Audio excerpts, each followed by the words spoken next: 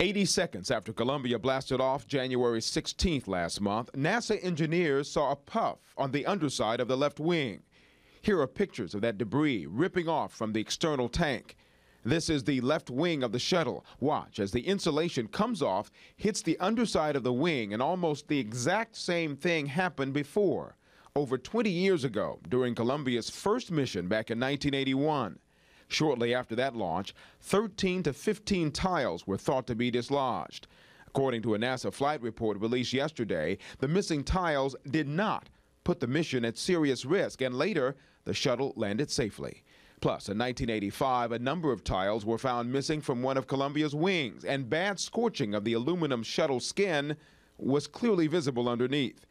Did those previous tile mishaps, navigated safely, weigh too heavily in analyzing Columbia's most recent tile problem? The best and brightest engineers we have who helped design and build this system looked carefully at all the analysis and the information we had at this time and made a determination this was not a safety of flight issue. Regardless, critics point out that even if NASA had determined the tiles had been severely damaged, there was no way for the astronauts to fix them in space and no way to get the Columbia home safely.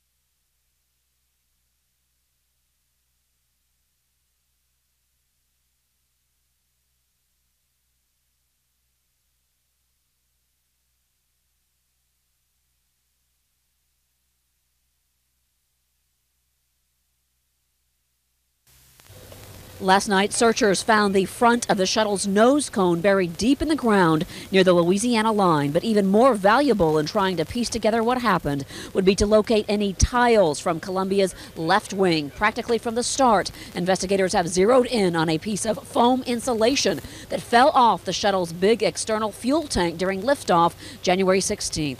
The impact by the 2-pound, 20-inch fragment may have damaged the heat tiles that keep the ship from burning up during re-entry into the atmosphere. NASA officials are now rethinking the decision that led them to believe everything was safe. Debris is coming from here. It's transporting down to the bottom of the vehicle at a slight incident angle, and it's going to impact the wing and come off. It's not going to hit directly 90 degrees. NASA engineers say they will now take a second, harder look at video, computer data, and everything else that led them to conclude, perhaps wrongly, that a flyaway chunk of insulation did not harm Space Shuttle Columbia during liftoff.